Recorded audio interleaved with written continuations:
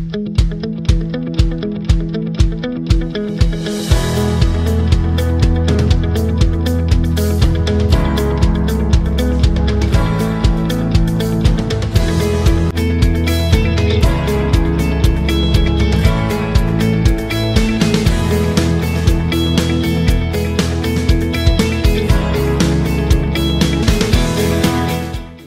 to Civil Society Leadership and Social Enterprise Management. In the previous session, you learned about social enterprises and what they are. Now, we are going to talk about proposal writing, which is critical for every social enterprise manager to know so that you can be able to acquire funds to support your social enterprise. So, I'll be taking you through. My name is Professor Richard Watson, and I'm a lecturer at the University of Ghana, and I'm going to have a good time with you. Session overview. The business proposals seek to define the objective and method of combining resources to undertake a seemingly profitable or worthy endeavor, being the project. Every person trying to carry out a project needs some resources. Your objective of writing a proposal is to convince a project sponsor or a potential sponsor or grant institution to provide some of all of the key resources, especially financial, to accomplish the project. Proposal writing involves the practice of completing an application process for the funding provided by the institution or a government department, corporation, or a foundation, or even a company. So this session will explain some of the principles which underpin the process and teach you how to write potential winning proposals. What is our session outline? We are going to look at A, the first one, why proposals matter. 2, sources of project funds. 3, elements of a proposal or into writing a proposal.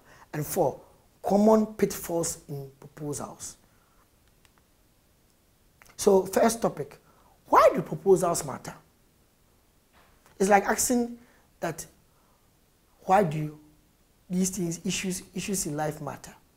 Now ask yourself, if you want to go out with a lady and you don't propose, how would the lady know that you are interested in her? It's the same reason why proposals matter. Proposals tell us that you are interested in somebody or you are interested in something. I know you are laughing. When was the last time you made a proposal? Okay, let's continue. Good projects need good money. So to be able to get good money, you need to propose to somebody who has good money to give you the good money. So every good project needs good money. To carry out a project successfully, you need good support. So let's take an example. Call for applications for Microsoft Entrepreneur Grant of $20,000 and Microsoft advertises. What will you do? Now, Microsoft advertises for you to be able to come for it. So for you to apply, you need to send a proposal or respond to this. And that is what we are asking, that why you are putting your proposal. Now, in that ADVERT, Microsoft will tell you the purpose of the grant: economic empowerment through technology entrepreneurship. So if you are writing a proposal and it doesn't achieve economic empowerment and doesn't do it through technology entrepreneurship, you will not get it. So your proposal is to try to write out how you are going to economically empower people through technology entrepreneurship. And to be able to apply for it, Microsoft will tell that you need to be a registered enterprise and have 2 years of audited accounts. So there's an eligibility requirement. And then there's a deadline, because the proposal cannot be just lying down forever.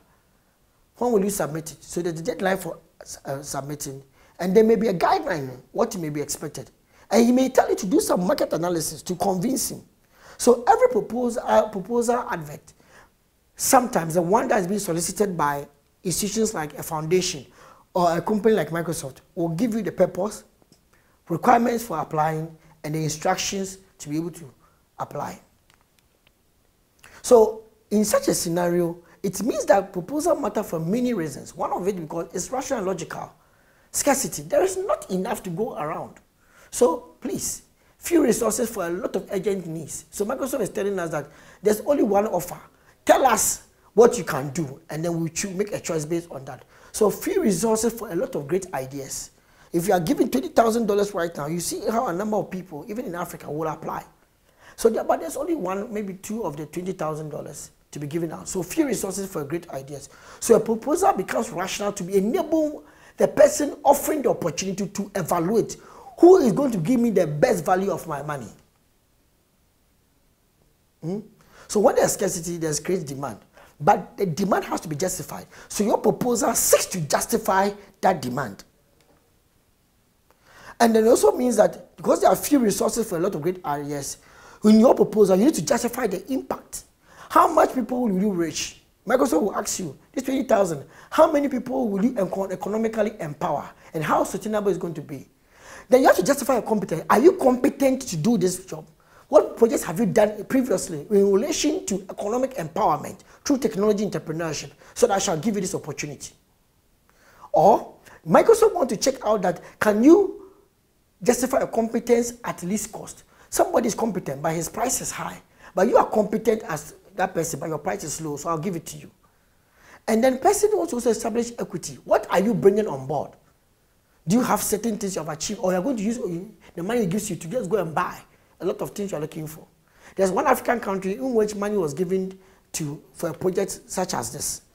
And when they came for evaluation, the project leader arriving at the airport realized that the people they are giving the money to, who were picking them up from the airport, the watch the company lead was wearing was more expensive than the project that the money they are giving to them. So just imagine if the project amount was $10,000 and the watch the person is wearing is about $18,000. Then the project manager from the developed world then looked at it and said that we have to be very careful. The money we are giving to this guy, is he using to buy just watches to wear? So you have to understand what are you putting on board and are you committed to the project? Then project proposals are also good to establish control and direction. What are you going to do? How are you going to do it? So that we can look at it and examine that is your method sound? Are your methods sound? Will it get us to where we are going to? And then it's also possibly evaluate solutions. It is said, it's unsaid, but which is sometimes true, that sometimes project donors who ask for proposals sometimes are exploring all the possible solutions. So when they advertise it, they listen to this, listen to that, and then decide which is the best.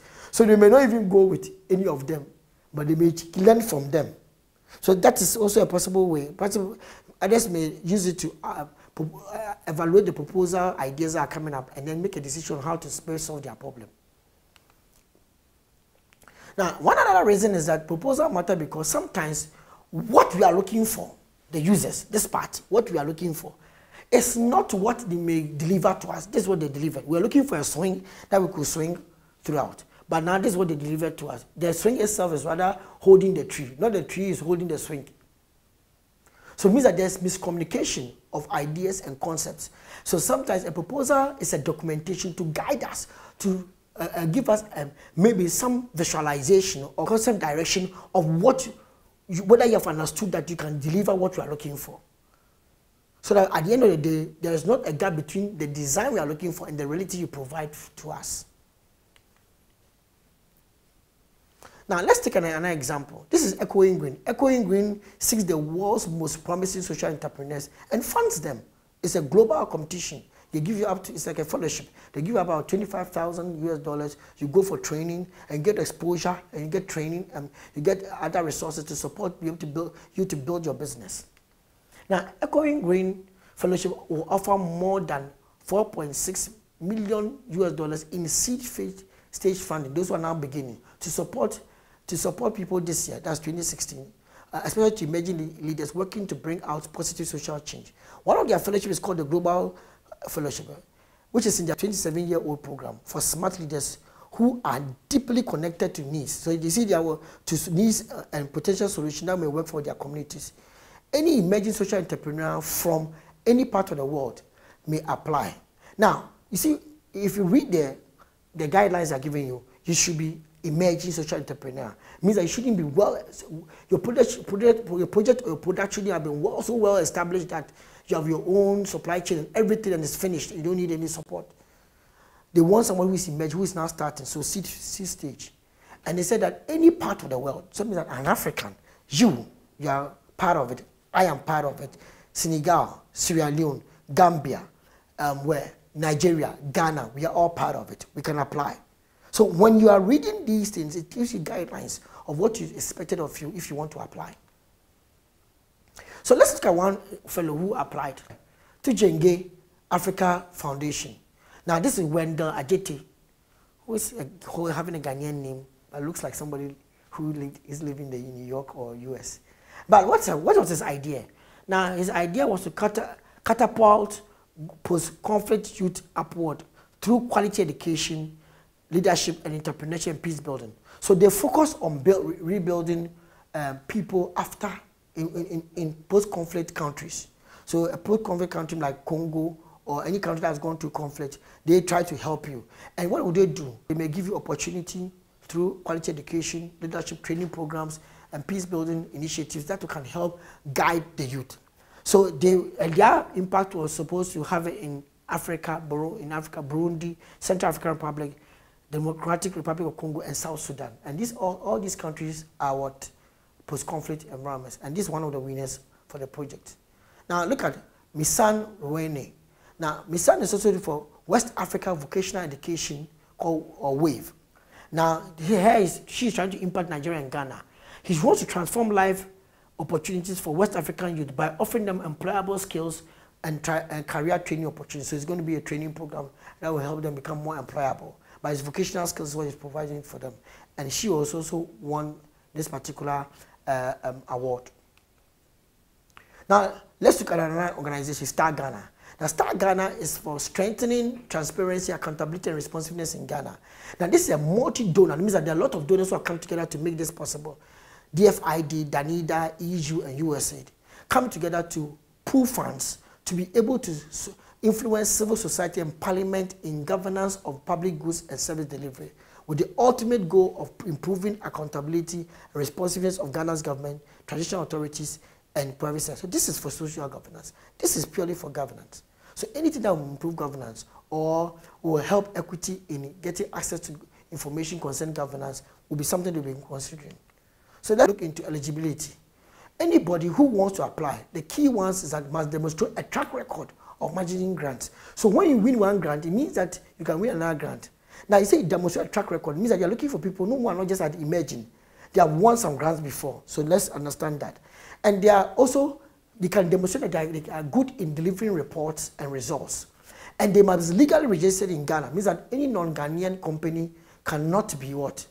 Part of it. And must be able to demonstrate that their project will include, will have a focus on gender and social inclusion. So that means that you have to be a gender component or social inclusion component of your proposal.